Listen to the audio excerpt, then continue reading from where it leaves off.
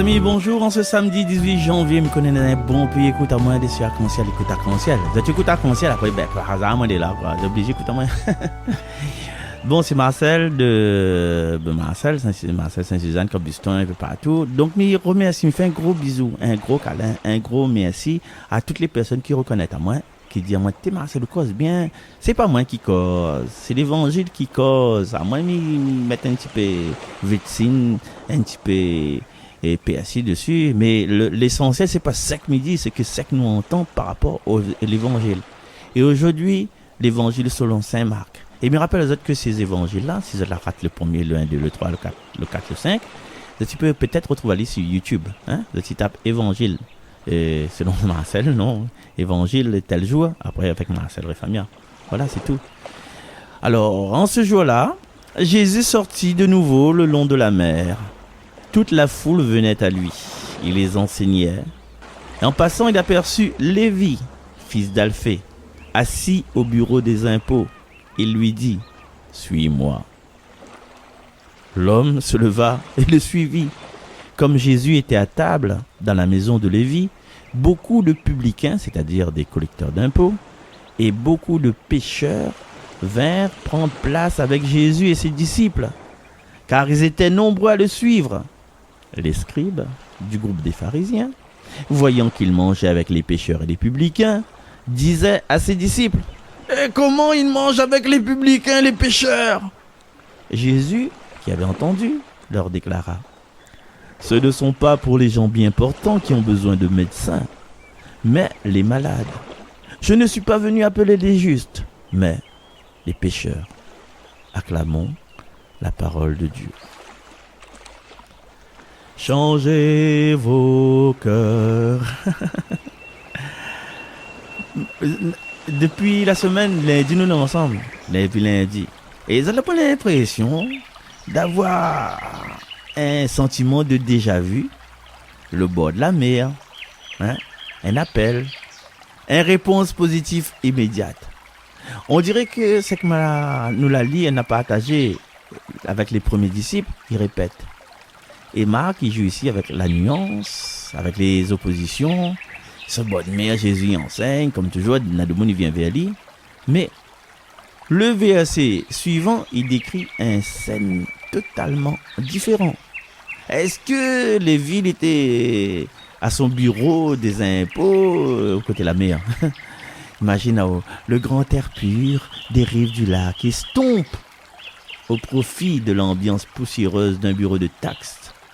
Et crois-moi, des bonnes rencontres amoureux, il fait plus à côté de la mer qu'à côté d'un bureau d'impôts. Et la foule anonyme, il est face à lui, il estompe aussi, devant un individu seul. Lévi, nous connaissons en famille, fils d'Alphée. Et si le monde avait l'habitude d'aller vers Jésus, là nous voit que c'est lui-même qui déplace à lui. Et son enseignement là, son appel est fort. Voilà, si un gars comme ça de mon équipe pour vendre parfum là, il tape ça. Il dit deux mots, suis-moi. Avec deux mots là, Marc affirme l'importance de l'appel. Alors, Lévi là, alors venir à Matthieu. Lévi c'est pas un petit pécheur converti après un grand prédication Jésus, hein? Il a pas assis là, fait dans comment explique à nous là. Les yeux ébahis, le cœur bouleversé. Waouh! C'est que Jésus y appelle dans son travail, dans son activité publique. Et Marc, je connais bien Marc maintenant, il associe toujours le geste à la parole. Rejoindre le péché constitue une prédication de Jésus. Il constitue son enseignement. Mais en quoi Lévi est un pécheur? Ah, Lévi est assis tranquille dans son bureau des taxes. Pourquoi Lévi a besoin d'être converti par Jésus? Et son position peut-être c'est un notable qui collecte les impôts pour les bons romains. Et son activité de publicain, il classe Ali dans la catégorie des pécheurs des impurs. Lévi, fils d'Alphée, c'est-à-dire un homme du peuple d'Israël. Alphée, je te rappelle Alphée. Jacques, fils d'Alphée. Alphée, c'est peut-être le tonton de Marie, le beau-frère, mes copains. Il indique que son parenté, c'est un juif, c'est un pécheur public et impur, un paria. Et pourtant, Jésus appelle Ali à suivre immédiatement, sans réprimande, sans blâme. Jésus est un pécheur devenu disciple ou un disciple toujours pécheur. Entre parenthèses, pécheur. Et la réponse n'est pas facile. Et là, nous pouvons référer nous un petit peu à The Chosen, parce qu'ils mettent Matthieu, Lévi, dans la peau d'un monde hyper intelligent. On dirait que c'est un autisme Asperger. Comment on dit pas Asperger. Ouais. Si nous rappelle vite fait de l'appel de Simon d'André, qu'elle a arrivé l'a fini dans la maison Banna, hein. Jésus, il s'en va la case Lévi. Devenir disciple, c'est pas en un premier lieu accueillir chez soi le Seigneur lui-même, mais l'accueil, il va pas de soi. Il suffit pas. Jésus, il compromet jusqu'à partager le repas dans cette maison où se rassemblent d'autres publicains et d'autres pécheurs. Et prendre un repas ensemble, maman, tu connais, prendre un repas. Même là, jusqu'à aujourd'hui, c'est pas un geste anodin de Monique Kitazot, il trouve dans le chemin. Viens manger une affaire à la case un dimanche. Viens passe la journée. C'est pas une histoire de nourriture, de vin, de bon temps. C'est pas écouter la musique de CJBL. Voilà. Mais c'est partage une même table. Et nous parle aussi de festin dans les évangiles. C'est aussi s'unir à Dieu, aux convives, d'honorer l'autre. Hein, H-O, accent circonflexe, T-E. Et honore Ali et approuve ses bonnes qualités. Parce que si nous n'entendons pas avec là, vous savez pas mensonge, mange ensemble, il représente comme une communion. Et quand Jésus la partie chez Lévi, Jésus prend pas seulement le risque d'être contaminé par les bons esprits impurs. Il a fini de faire ça avant hier, mais avec les lépreux. Mais il communique publiquement avec ces bons pécheurs. C'est bon, oh la loi. Si ça se trouve, s'il avait à l'époque, il aurait fait un selfie pour mettre en story dessus son compte Facebook. Mal à pas peur, ni mon story. Et il a pas peur la honte. Ouais. Et même que ça, il donne place à des exactions. Ah, peut-être que, comme dit Bonne Scribe, peut-être que Jésus lui-même, il est pécheur. Peut-être qu'il est impur. Bonne Scribe. Les scribes des chez pharisiens, hein, les préciser. Les scribes du groupe des pharisiens, ils soulignent le thème, c'est quoi la pureté, c'est quoi le péché. Les pharisiens, les scribes, tu connais, et ils opposent les pécheurs, ils opposent les purs, et pour eux, rien à faire, ils autres les meilleurs. Alors, en résumé, ce passage-là,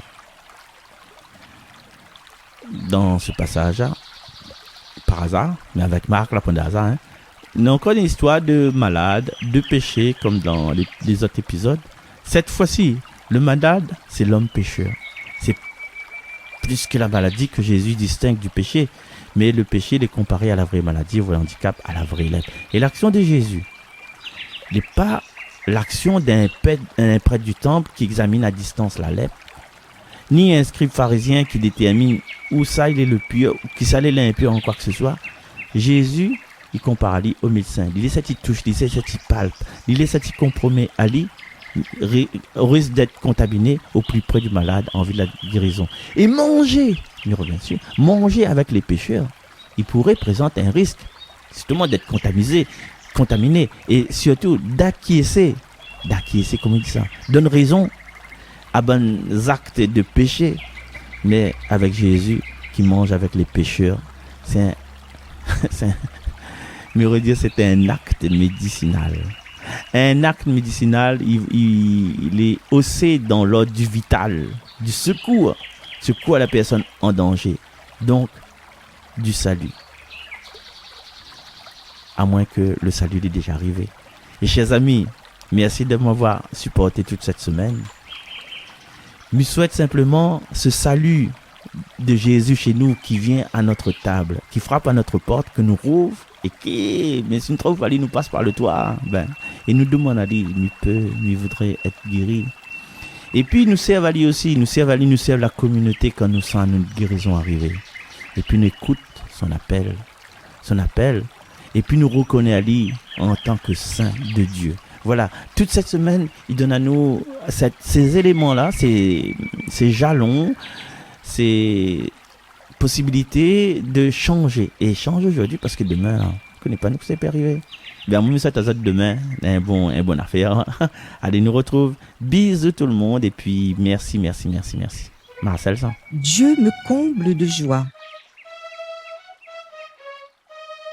Dieu me comble de joie, de paix, de tant de grâce que je suis fière de ma vie et me laisse guider par son Esprit Saint. Avec du recul, je peux dire comme Saint Paul, ce n'est plus moi qui vis, c'est le Christ qui vit en moi. Que de choses laissons-nous derrière nous.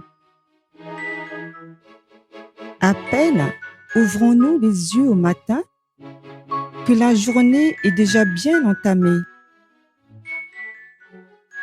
Merci Seigneur de nous permettre de repartir, même si nous ne savons ni le temps, ni le devenir. Revêt-nous de courage, de force, de persévérance. Sans armes ni boucliers, les soldats que nous sommes ne pourront rien faire sans ta main puissante. Ton souffle divin traverse nos narines pour nous rendre légers et malléables selon ta volonté. Les choses de ce monde passent, mais le monde d'en haut, Seigneur, nous surpasse. Toujours attentif à nos moindres faux pas, cœur débordant de miséricorde et d'amour, tu es toujours le même Seigneur, notre même Père depuis le commencement. Jésus reste le seul Fils qui s'est livré pour nous, le seul pain vivant qui descend du ciel pour nourrir les affamés que nous sommes, le seul chemin qui mène à toi pour nous éviter la perdition,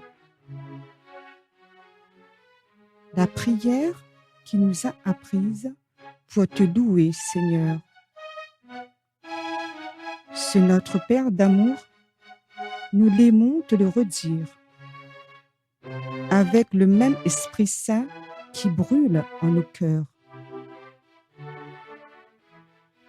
Remplis-nous de sagesse, couvre-nous de tendresse, que nous sachions aimer comme toi-même tu nous aimes. Demain sera un nouveau jour. Il faudra tout recommencer.